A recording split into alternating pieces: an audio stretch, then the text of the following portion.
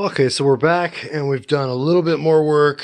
We've got that front bumper completely off.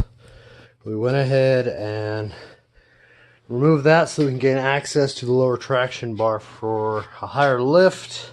And then we could jack the car up onto some jack stands. I like to put the tires and rims under the car as an added reassurance that you won't have something fall on you just in case those fail. Went ahead and removed the axle nuts and the brake calipers, the rotor, the brakes, and went ahead and removed the nuts on the brake line and the ABS sensor. Now the shock has been removed, and that's the original or OEM shock with the coilover sleeve, and that's on both sides of the vehicle. As you can tell, we're about at that point where we're going to take the axles out. Now over there are our front shocks with coilover sleeves. So we're going to leave those there for now. We will not be reusing those. We're going to consider those scrap and get rid of them. I did like the ride height those provided, but they are not sufficient for what we have in store in the future.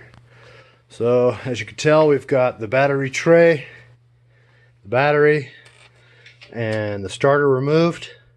A few other components. I had a oil catch can that was right there, which I did not like, and we're going to remount that somewhere on the firewall. So that has been removed. It gives us a little access there to the transmission bolts. So we're moving along pretty well. We've got a lot of work to do. Just for those out there who do work on Prelude, such as myself, on the rotors and the calipers and the brakes, you've got a 14 and a 17 millimeter. When you get to your struts, those are 17 millimeter on the bottom, and that requires 2 on both sides. And then up top on the strut tower itself, you got 14 millimeters there.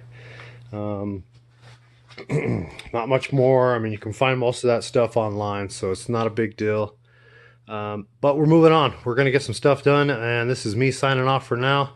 I don't have much more to do at this moment, and it's getting late for me. I've only been out here about an hour, but this is all I'm going to do today. So for the next time, we're going to hope to have the axles out, and we're going to have the transmission down, and we're going to be inspecting the clutch and the flywheel. Already got some gaskets on the way, because we're going to take care of some of those known H22 oil leaks. We've got the rear main seal, we got an oil pan gasket.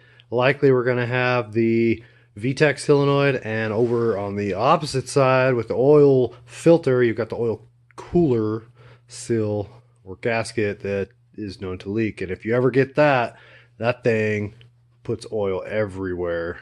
So definitely, if you're ever doing some preventative maintenance, don't hesitate to get one, and I will show you that part number that I have associated with said, and that is right here. And this is OEM. That's a part number for the oil cooler. It's just before your oil filter, and those, and believe me, when they spew, you lose all pressure and pretty much all your oil. So don't be that guy.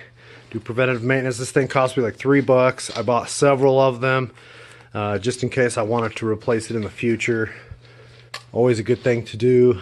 So yeah, hit me up if you got any questions. Let me know what you think in the comments. Hit me up on YouTube, like and subscribe. Hit me up on Instagram at iAutoEnthusiast, and we'll see you next time.